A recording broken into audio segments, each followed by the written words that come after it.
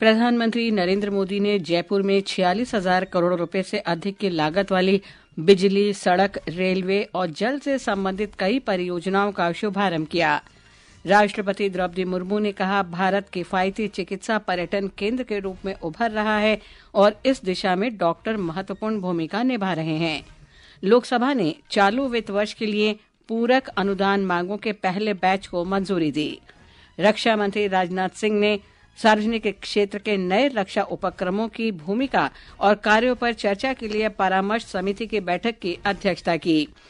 रूसी परमाणु सुरक्षा बलों के शीर्ष सैन्य अधिकारी जनरल इगोर किरिलोव की मॉस्को में बम विस्फोट में मौत, यूक्रेन ने इसकी जिम्मेदारी ली। और ब्रिस्बेन में भारत ऑस्ट्रेलिया के खिलाफ क्रिकेट टेस्ट मैच में वापसी कर फॉलो ऑन से बचा। समाचार संध्या के साथ मैं लवली निगम। प्रधानमंत्री नरेंद्र मोदी ने आज राजस्थान में 46,300 करोड़ रुपए से अधिक की 24 परियोजनाओं का लोकार्पण और शिलान्यास किया। इनमें ऊर्जा, सड़क, रेलवे और जल से संबंधित परियोजनाएं शामिल हैं। प्रधानमंत्री ने जनसभा को संबोधित करते हुए कहा कि इन परियोजनाओं से रोजगार के अनेक अवसर भी मिलेंगे। आज यहाँ 45-50 हजार करोड़ रुपए से अधिक के प्रोजेक्ट का लोकार्पण और शिलान्यास हुआ है। ये प्रोजेक्ट राजस्थान में पानी की चुनौती का स्थायी समाधान करेंगे। ये प्रोजेक्ट राजस्थान को देश के सबसे कनेक्टेड राज्यों में से एक बनाएंगे। इससे राजस्थान में निवेश को बल मिलेगा, रोजगार के अनगिनत अवसर बनेंगे। राजस्थान के टूरिज्म को, यहाँ के किसानों को, मेरे नौजवान साथियों को इससे बहुत फायदा होगा। प्रधानमंत्री ने कहा कि भाजपा की डबल इंजन सरकार देश में सुशासन का प्रतीक बन रही है। भाजपा की डबल इंजन की सरकारें सुशासन का प्रतीक बन रही है। भाजपा जो भी संकल्प लेती है वो पूरा करने का ईमानदारी से प्रयास करती है। आज देश के लोग कह रहे हैं कि भाजपा सुशासन की गारंटी है और तभी तो एक के बाद एक राज्यों में आज भाजपा को इतना भारी जन समर्थन मिल रहा है। श्री मोदी भजनलाल शर्मा सरकार के कार्यकाल का 1 वर्ष पूरा होने के अवसर पर जयपुर में आयोजित एक समारोह में शामिल हुए। राष्ट्रपति द्रौपदी मुर्मू ने कहा है कि भारत किफायती चिकित्सा पर्यटन के मुख्य केंद्र के रूप में उभर रहा है और इस दिशा में देश के डॉक्टर महत्वपूर्ण भूमिका निभा रहे हैं। राष्ट्रपति आज आंध्र प्रदेश के मंगलागिरी में अखिल भारतीय आयुर्विज्ञान संस्थान एम्स के दीक्षांत समारोह को संबोधित कर रही थीं। राष्ट्रपति मुर्मू ने चिकित्सा व्यवसाय को मानवता की सेवा का माध्यम बताते हुए डॉक्टरों को सलाह दी कि वे सेवा भाव, निरंतर अध्ययन और अनुसंधान पर विशेष ध्यान दें। Our young doctors to give priority to providing medical care and services to people living in rural, tribal and remote areas. I hope that all of you will discharge this responsibility with utmost dedication and make invaluable contribution in building a healthy, prosperous and developed India. Lok Sabha ने वर्ष 2024-25 के लिए अनुदान के प्रथम batch के लिए पूरक मांगों की मंजूरी दे दी है। सरकार ने 87,762 करोड़ रुपए से अधिक के सकल अतिरिक्त व्यय को अधिकृत करने के लिए संसद की मंजूरी की मांग की। सदन ने वित्त वर्ष 2024-25 की सेवाओं के लिए भारत की संचित निधि से कुछ और राशियों के भुगतान को अधिकृत करने के लिए विनियोग विधेयक को भी सहमति दी। चर्चा का उत्तर देते हुए वित्त मंत्री निर्मला सीतारामन ने कहा कि भारत विश्व की सबसे तेजी से बढ़ती अर्थव्यवस्था है। ये पिछले 3 वर्ष में 8.3% की सकल घरेलू उत्पाद वृद्धि का साक्षी रहा है। उन्होंने आशा व्यक्त की कि अर्थव्यवस्था आने वाले वर्षों में बेहतर प्रदर्शन जारी रखेगी। In last 3 years, India's GDP growth rate has averaged 8.3%. And this number is an outstanding number by global standards. India has been fastest growing major economy in the world, and the credit goes to the people of India who are struggling and meeting their aspirations, thereby contributing to the economy. केंद्रीय गृह मंत्री अमित शाह ने कहा है कि भारतीय संविधान सरकार के लिए मात्र एक दस्तावेज नहीं है, बल्कि पिछड़े वर्गों के कल्याण और राष्ट्र निर्माण के लिए प्रेरणा का मूलभूत स्रोत है। उन्होंने कहा कि संविधान देश में लोकतंत्र की जड़ें मजबूत करता है और बिना किसी रक्तपात के सत्ता हस्तांतरण सुनिश्चित करता है।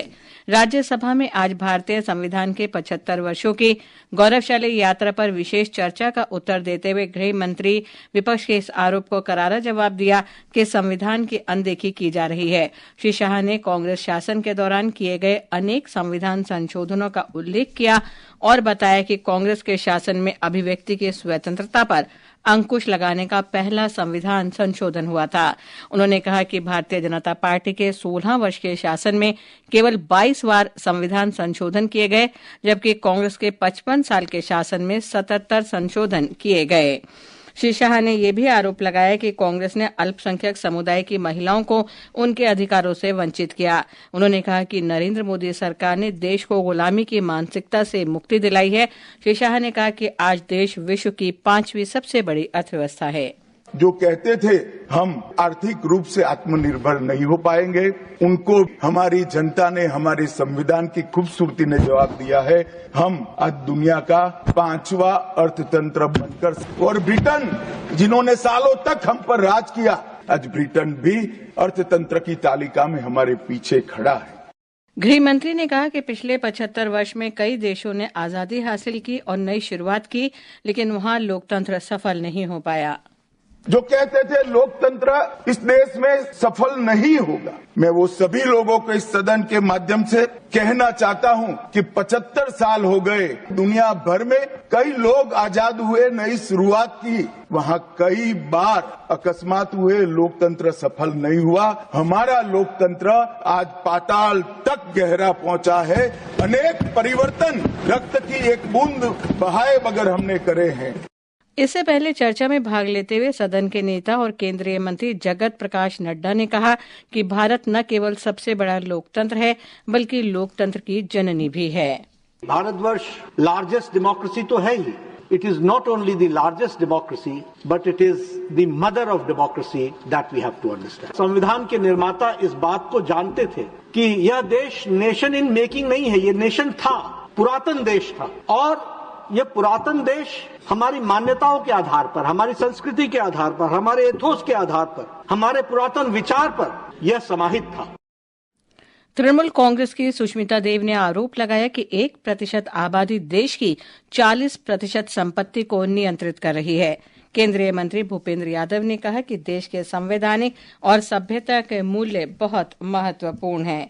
जनता दल सेक्युलर के वरिष्ठ नेता और पूर्व प्रधानमंत्री एचडी देवेगौड़ा, कांग्रेस के सैयद नसीर हुसैन, तृणमूल की ममता ठाकुर, राष्ट्रीय जनता दल के मनोज झा, यूपीएल के रवंगवरा नार्जरी, बीजू जनता दल के निरंजन बिशी, आईयूएमएल के अब्दुल वहाब और अन्य सदस्यों ने भी चर्चा में भाग लिया। एक राष्ट्र एक चुनाव से संबंधित 2 विधेयक आज लोकसभा में पेश किए गए। केंद्रीय विधि मंत्री अर्जुन राम मेघवाल ने संविधान 129वां संशोधन विधेयक 2024 और केंद्र शासित प्रदेश विधि संशोधन विधेयक 2024 सदन के पटल पर रखे। I beg to move for leave to introduce the Constitution 129th Amendment Bill 2024 further to amend the Constitution of India. I wish to move for leave to introduce the Union Territories Laws Amendment Bill 2024 further to amend the Government of Union Territories Act 1963, the Government of National Capital Territory of Delhi Act 1991 and the Jammu and Kashmir Reorganization Act 2019। विधि मंत्री ने जैसे ही विधेयक सदन में पेश किया तो विपक्षी दलों ने मत विभाजन की मांग की। 269 सदस्यों ने विधेयक पेश किए जाने के पक्ष में और 198 सदस्यों ने इसके विरोध में मत दिया। एक राष्ट्र एक चुनाव पर हमारे संवाददाता की विशेष रिपोर्ट। देश में एक साथ चुनाव कराने की अवधारणा नई नहीं है। इससे पहले 1951 से 1967 तक लोकसभा और सभी राज्यों की विधानसभाओं के चुनाव एक साथ आयोजित किए गए थे। स्वतंत्रता के बाद से अब तक लोकसभा और राज्य विधानसभाओं के 400 से अधिक चुनाव हो चुके हैं। एक साथ चुनाव कराने से न केवल संसाधनों की बचत होगी, बल्कि आदर्श आचार संहिता के कारण विकास परियोजनाओं को समय पर पूरा नहीं कर पाने की बाधा भी दूर होगी। एक बार जब यह विधेयक कानून बन जाएगा तो इसे 2 चरणों में लागू किया जाएगा। पहले चरण में लोकसभा और विधानसभा चुनाव एक साथ होंगे और दूसरे चरण में स्थानीय निकाय चुनाव आम चुनाव के 100 दिन के भीतर कराए जाएंगे। एक साथ होने वाले चुनाव से मतदाता एक ही दिन अपने निर्वाचन क्षेत्र में लोकसभा और राज्य विधानसभा दोनों के लिए मतदान कर सकेंगे। दीपेंद्र कुमार, आकाशवाणी समाचार, दिल्ली। ये समाचार हमारी वेबसाइट www.newsonair.gov.in और हमारे न्यूज ऑन एआईआर ऐप पर भी उपलब्ध हैं। समाचार संध्या में आपका फिर स्वागत है। रक्षा मंत्री राजनाथ सिंह ने नई दिल्ली में आज मंत्रालय परामर्श समिति की बैठक की अध्यक्षता की।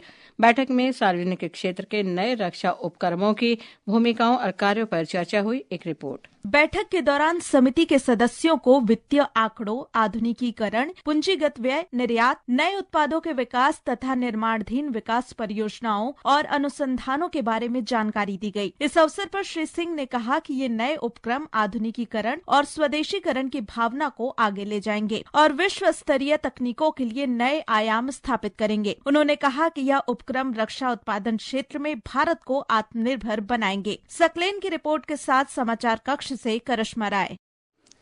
एक एजेंट के झांसे में आई महिला हमीदा बानो आज 22 साल बाद स्वदेश लौटी हैं। स्वदेश लौटने पर विदेश मंत्रालय के अधिकारी ने उनकी अगवानी की। हमीदा ने बताया कि वो मुंबई में रहती थी, जहां से एक एजेंट ने उन्हें दुबई में नौकरी का झांसा देकर पाकिस्तान के सिंध प्रांत के हैदराबाद भेज दिया।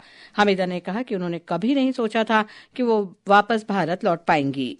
2 साल हुआ, कोई मेरा पता नहीं था कि मैं इंडिया पहुंच सकूंगी, मगर क्या हुआ फिर बाद में 1 साल पहले इंडियन एम्बेसी मेरे को बुलाई कि तुम इंडिया जा सकते करके, फिर जाके मेरा अभी काम हुआ। रूसी परमाणु सुरक्षा बलों के एक शीर्ष सैन्य अधिकारी जनरल इगोर किरिलोव और उनके एक सहयोगी की आज मॉस्को में एक इलेक्ट्रिक वाहन में छिपाए गए बम से हत्या कर दी गई। रूसी जांच एजेंसियों के अनुसार किरिलोव को उनके एक सहयोगी के साथ मार दिया गया। मीडिया रिपोर्ट के अनुसार यूक्रेन के सुरक्षा बलों ने हमले की जिम्मेदारी ली है।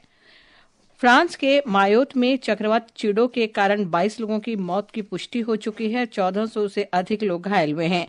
प्रधानमंत्री नरेंद्र मोदी ने चक्रवाती तूफान विडो से हुई तबाही पर दुख व्यक्त किया है। सोशल मीडिया पोस्ट में श्री मोदी ने कहा कि भारत इस त्रासदी के क्षण में फ्रांस के साथ खड़ा है और हर प्रकार की सहायता देने को तैयार है। ब्रिस्बेन में भारत और ऑस्ट्रेलिया के बीच बॉर्डर गावस्कर ट्रॉफी के तीसरे क्रिकेट टेस्ट मैच के आज चौथे दिन का खेल समाप्त होने तक भारत ने पहली पारी में 9 विकेट पर 252 रन बनाकर फॉलो ऑन बचा लिया है। भारतीय टीम अब भी 193 रन पीछे है। अंत में मुख्य समाचार एक बार फिर। प्रधानमंत्री नरेंद्र मोदी ने जयपुर में 46,000 करोड़ रुपए से अधिक की लागत वाली बिजली, सड़क, रेलवे और जल से संबंधित कई परियोजनाओं का शुभारंभ किया। राष्ट्रपति द्रौपदी मुर्मू ने कहा भारत किफायती चिकित्सा पर्यटन केंद्र के रूप में उभर रहा है और इस दिशा में डॉक्टर महत्वपूर्ण भूमिका निभा रहे हैं। लोकसभा ने चालू वित्त वर्ष के लिए पूरक अनुदान मांगों के पहले बैच को मंजूरी दी। रक्षा मंत्री राजनाथ सिंह ने सार्वजनिक क्षेत्र के नए रक्षा उपक्रमों की भूमिका और कार्यों पर चर्चा के लिए परामर्श समिति की बैठक की अध्यक्षता की और ब्रिस्बेन में भारत और ऑस्ट्रेलिया के खिलाफ क्रिकेट टेस्ट मैच में वापसी कर फॉलो ऑन से बचा। इसके साथ ही समाचार संध्या का अंक समाप्त हुआ। नमस्कार।